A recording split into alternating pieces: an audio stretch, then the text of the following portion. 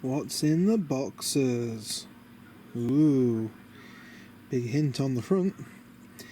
So, I've not uploaded a video for quite some time. I'm sure you're all aware. My van's headlights are not very good. On dip beam, they're pretty much non-existent. You don't even know you've got them on. High beam, yeah, they're alright. They work, but you can't really drive at road speeds. So I thought to myself, let's do a bit of upgrades. So I went out and bought myself a pair of brand new headlights for my van. And you know what I'm going to do with them? I'm going to take them apart. We're going to have a go at taking all of this glue out of this little recess here. Flip these little tags up. Brand new headlights. And they will never be used as headlights. Well, they will. They just will never... This reflector will never reflect light in the whole time it ever gets used, because I'm going to be a bit naughty and I am going to put in these projector lenses.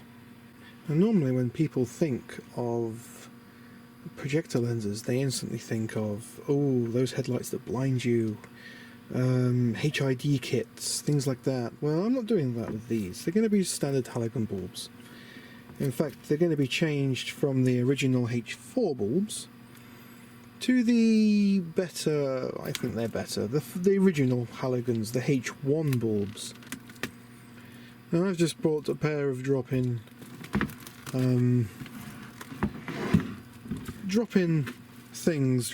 projector lenses. The only problem is that I've got is that I will have to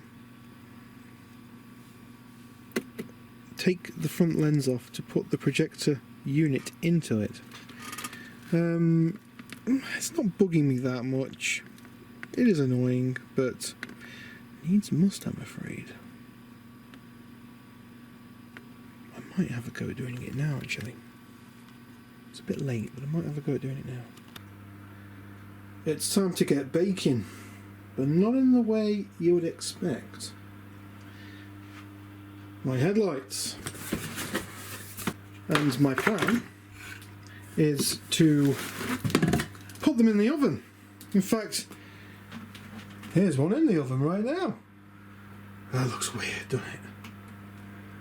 I've got it in there set for 110 degrees roughly. It's just about that, set to about 100 degrees. It'll be fine. I've got a 15-minute timer set. Let me just get this cellophane wrapping off. So, the cellophane wrapping is now off. I'll just grab that. So that's one of the inside shields, which I've taken out. Here we've got plastic tags. Now on the one that's in the oven now, I have there's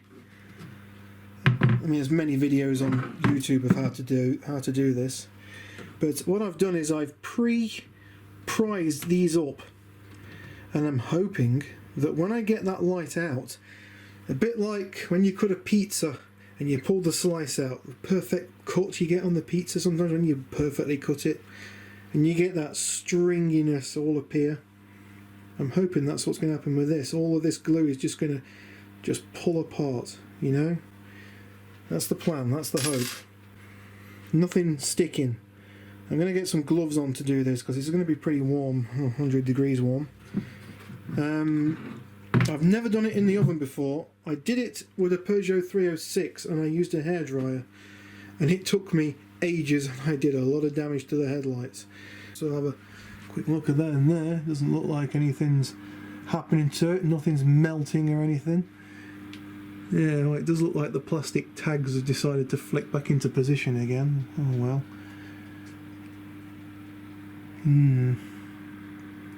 Well, I'm pretty sure we can figure that out, and that is the hope.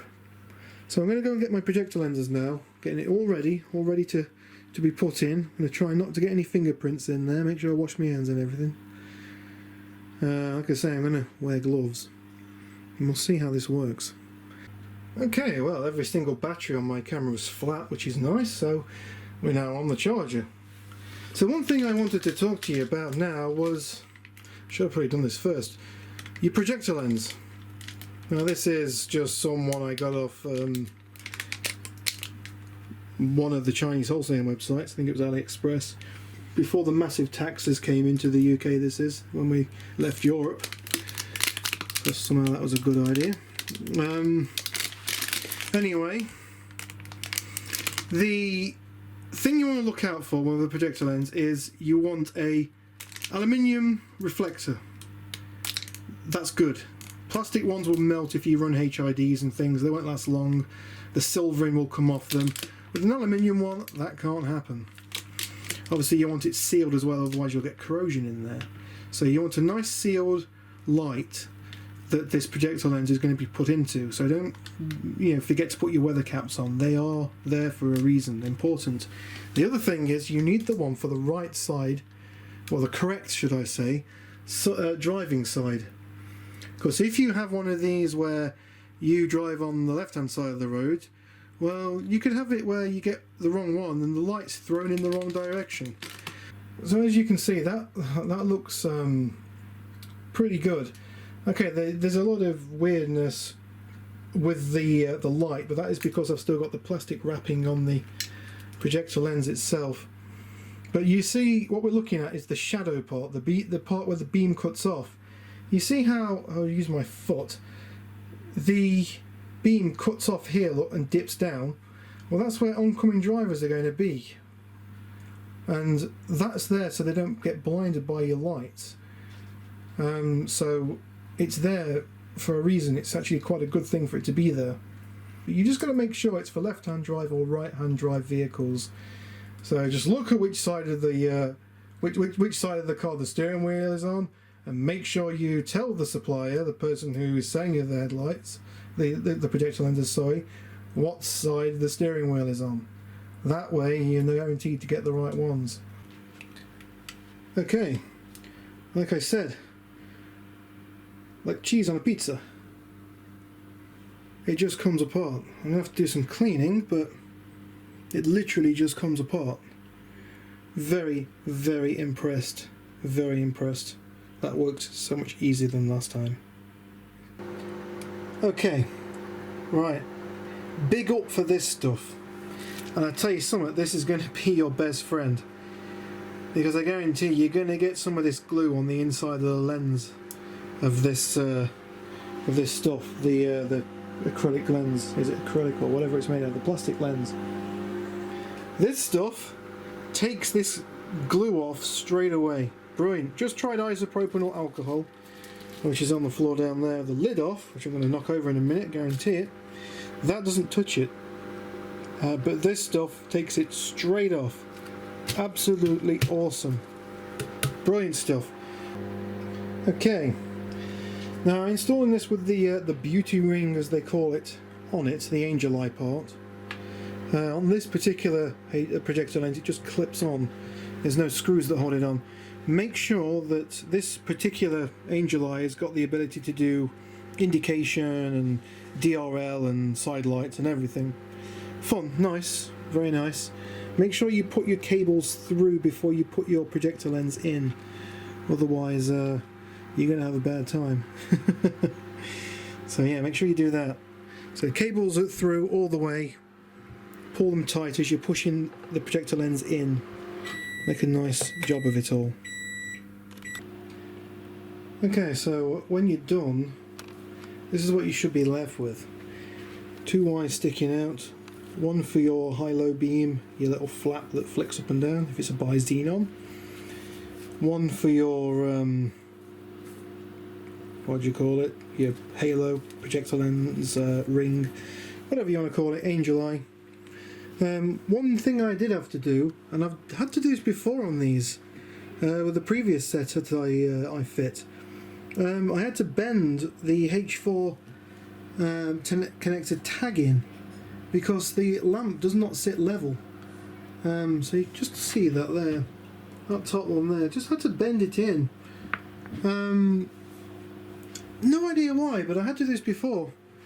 It is designed so that if it is not correct when it's on the road, you can jam a screwdriver in here and turn this which will then turn the whole projector lens.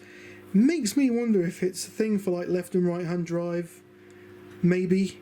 So if ever you do go to a, you know, opposite hand drive country, you can just take the bulb out, put a screwdriver in there, big flat blade screwdriver, just turn the whole projector lens just so that it shadows the, you know, the correct side for driving, basically. That's my theory anyway. Why else would they design it like that? Hello! So, there we have it.